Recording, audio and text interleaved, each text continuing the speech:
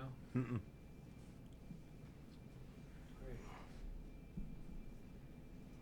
I can. You can. Okay. Can you? Nope. Pull your mic down a little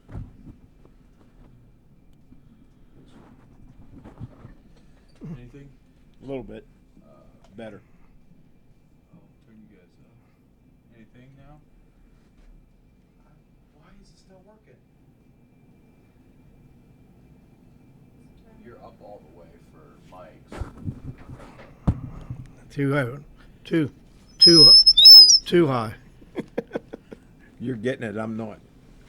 I don't know why that's it. That is. Yeah, I lost my ears on that one. Try this one. Maybe. Try that. This should be better. Anything? Yep. Okay. Now we can start. Okay, welcome again to PNN's Talking Sports with JB and Duff on a Wednesday without our MC, Mr. Croxell, who has a doctor's appointment. So Robert and I are here today alone with Angelo on the feed over there. And Bob's going to lead us off today, talk a little bit about Potter Wrestling and some awards that some Potter football players got, and an old-time Hall of Famer that he was familiar with. So I'm going to turn it over to Mr. Duffy. Okay, John. Got the Potter Wrestling scheduled the other day from Scott Hemstra. And the Potters are going to open the season on December 2nd at the Boardman in a dual meet at Boardman. The first home match will not be till December 21st. Now, that's a Thursday. That's when schools is off for the Christmas vacation. That's first day of Christmas break. That's December 21st. It's going to be at 11 o'clock in the morning. That's a little different time there. And that'll be a home match with Indian Creek. The Potters go through December, January, February, and then the sectionals begin in February, the districts in March, with the state in the middle of March. I would like to congratulate lineman Kobe Plum, a 6'3", 215-pound sophomore who made the All-District Division IV team. I think he should be recognized, and he's got 2 more years for the Potters, so it's looking good for East Liverpool. Also, I mentioned that Jared Calhoun, a new coach at Youngstown State, won his first game last night in a whopping 134-46 victory over Steubenville Franciscan. Oh, you sure that wasn't Central? Yeah, right. It might seem that way, but that was his first win. They set a school record and several other records, but Jared's in his first year there. They lost to Kent in their opener last Saturday, and he's looking forward to a successful season in the Horizon League. You being an old Red Sox fan, John, you saw where Bobby Dorr, 99 years old, passed away the other day. Yeah, I did see that, Bob. I saw it. Wait, 99? 99. 99 years old. Great Boston player in the past. And, we'll switch gears a little bit. Did you happen to watch any basketball last night? Some. I'll tell you, there was a couple pretty good games on and had some local interest. Michigan State has a kid by the name of Nick Ward, plays at Gahanna. He played on my son's AAU team with Rackley from John Glenn, who the Potters played in the tournament a couple years ago. And he handled himself pretty well. I think he scored 18 points and had 12 rebounds. He's a pretty good player. He's a sophomore. He's going to get some postseason recognition, I believe, if he stays healthy. And Peyton Aldridge, another kid with local ties, played at LeBray, plays at Davidson, had 37 last night. Definitely a kid. And remember where you heard this, Duff. He could be a kid that leads the nation in scoring this year, Division I. Okay. Remember where you heard it. I remember that. Okay. Yeah, I saw Michigan State Duke, some of the Michigan State Duke game. Looks like Duke's back on the trail again. Yeah, there's another local tie, Gary Trent Jr. Sean Holt was a Potter player in the past. His sister is married to Gary, the Trent boys' dad, and so that would be Sean Holt's nephew. Gary Trent was a great player at your alma mater at Ohio University. Ohio University, right. And he played last night and handled himself pretty well for a freshman. 2 great games last night, and looking forward to.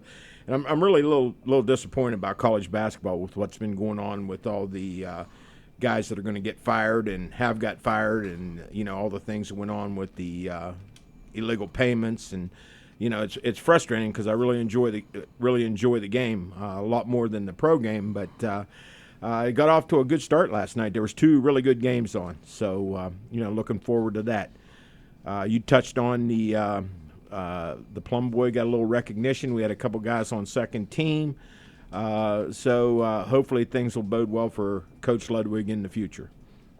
We're going to talk a little bit about the college football playoff pairings came out yesterday.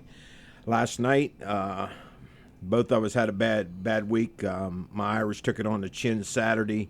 Got caught like a deer in headlights. The quarterback didn't handle himself very well. It was kind of frustrating. I thought they could get beat. I just didn't think they could get beat like that. And I saw your Bobcats took it on the chin last night, playing at Akron. And, what do you look forward to coming up this weekend? Doesn't look like a very good slate of football games, but the teams that are in the top 4 there have to continue to win. What do you see? You're right, John. Last week was a real smorgasbord of football with all the playoff involved. This Saturday, I think Alabama plays Mercer. And that should probably be out calling for mercy. Oh, jeez. By the end of the first quarter. I would think. The other teams, they don't play what I call worthy opponents. I think Auburn's got a breather this week too, don't they? Yes. I was looking at the schedule a little bit before I came over. I think the good slate of games will be back next week. I think they're going to have a lot of playoff implications next week with some of the matchups, and I think Auburn plays Alabama next week, and Clemson and Miami are going to play in the ACC championship, but I think it's the week after. So, there's some games coming up, but this week looks kind of thin. About the Steelers tomorrow, they have a Thursday night game at home against the Tennessee Titans. Didn't play real well Sunday. And the thing about the Steelers, Duff, is, I heard about all for the last week and a half or so about how they had that bye week and they rested and, they got healthy and everything else. And then they played like they played Sunday, and then you heard, well, we were a little rusty. We hadn't played for 10 days. And, what is it? Well, can the quarterback and the offensive coordinator ever get on the same page up there? I don't think so. You mean Coach Todd? Coach Todd. I heard that on the fan the other day. Roethlisberger seems to be a little sarcastic with his dealings. They're trying to get, I heard yesterday, we're trying to get Haley to go up into the booth, but he's not interested in doing that. He wants to stay on the sidelines. So he said he wasn't yelling at Ben the other day when they had that communication problem on the 2-point conversion at the end, towards the end of the game, but it sure seemed like it to me. And like you said, they got to get on the same page. This offense has really, really been bad this year. I mean, for all the preseason hype about, they're going to score 30 points a game, they're going to do this, they're going to do that. They haven't done a whole lot. So, it's kind of frustrating, but the bottom line is they're still winning. And 7-2, one of the best records in the league behind the Philadelphia Eagles. I think we have 3 or 4 teams that are at 7-2. And there's some big games in the pro game on the pro slate this week. Minnesota and I believe the Rams are playing, both teams 7-2. So there'll be some good games coming up on Sunday. But anyway, we'd be kind of remiss if we didn't remind the people tonight, Potter Prime Time at the Potter Fieldhouse tonight, right, Duff? Right. What time's that start, John? 6 o'clock. Okay. 4 o'clock I'm sorry, 4 o'clock. $4 for adults and $2 for students. The proceeds benefit the East Oakville Rebound Club, who does an outstanding job for the Potter basketball program. The Rebound Club probably hasn't gotten enough recognition for the other things they do. I know when the volleyball team went to the sectional championship, I believe they were playing, I think they were down at OU Eastern, maybe it was the OVACs, but the Rebound Club sponsored a bus and bought tickets for the kids that wanted to go to the game. So they're not just basketball oriented, but they do it a lot for the program, but they also do enough for the kids in the high school up here. You're right, John. I know the Potters open at Steubenville Central in December, and then come home for a home game with Indian Creek. I'm not sure the date on that home game. Are you? No, I'm not. I haven't seen. I really haven't seen the schedule. I was talking to the athletic director, Mr. Boyd, the other day, and I was trying to get a schedule, and he said they were just getting printed up. So hopefully we'll be on here next week. We may move our time up to Tuesday, I guess, next week because of the Thanksgiving break. There's no school on Wednesday, and we could come up and do the show, but we'll be the only guys here. So we'll probably move it up to Tuesday. I'll get a hold of Mr. Croxall and find out if that's a possibility, and I think it probably is. And we'll go again next Tuesday, but instead of Wednesday for the talking sports. Is that prime time tonight? Does that include the middle school team? Yeah, all boys and girls, all the teams from 7th grade through the varsity will be introduced on both sides. I think there'll be an inter-squad scrimmage with the blue and the white, and both boys and girls. And I was looking at, somebody showed me a picture the other day. I don't know where I saw it, and I could be wrong, but it looks like there's only one senior boy on the Liverpool basketball program this year. Mr. Torma, his grandson, they're in the picture, and everybody was in one color, and he was in the opposite. So he being the only senior this year. We got some young kids, and maybe some growing pains early, but these are the kids you like to coach. The kids that are young and are hungry and haven't played on the varsity level, but they're going to get their feet wet awfully early.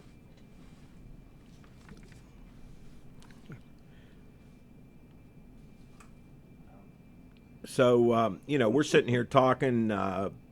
It's Potter sports, and some of the local teams. I know we talked last week about local product.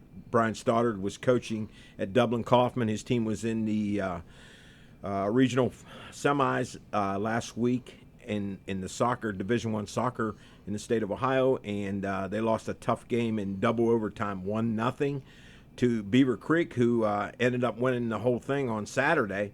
They won their game 1-0 in double overtime. So, a great season for Brian. It's good to see that we have some people with local ties that do well when they leave the area. So, everything's kind of winding down as far as the winter programs are done. I know the soccer's over. Volleyball finished up last week. Teams that we had some interest in both lost, I believe.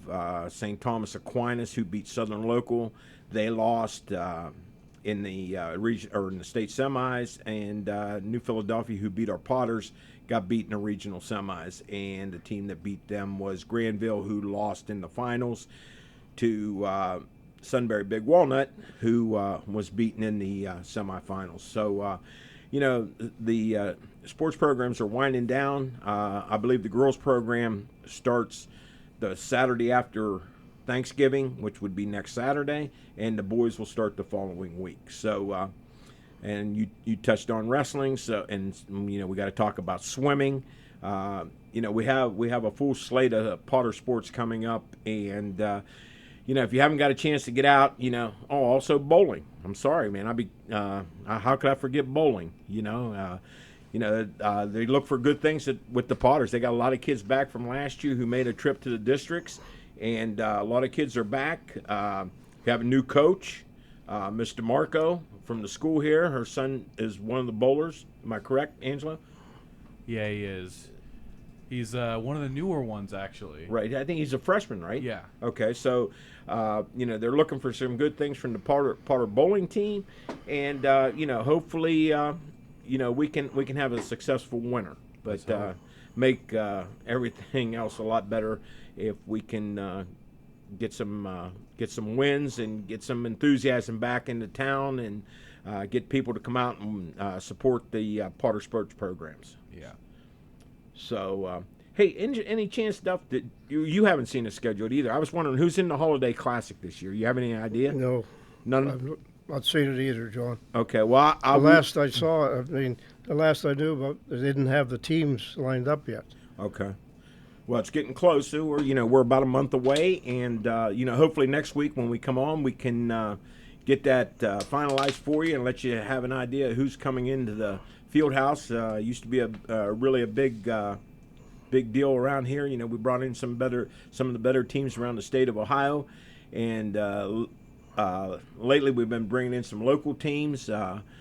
Teams don't want to give up home games and that anymore. It's kind of tough to do, but hopefully we'll have some teams in, and we'll be able to bring that to you next week and let you know what's going on. So, you got anything else, Duff, or? Well, that's about it, John. That's about it for today. So, we've enjoyed talking to you for the last half hour, and hopefully Mr. Croxall got a good report from his doctor, and he'll be back with us next week, and we will see you later.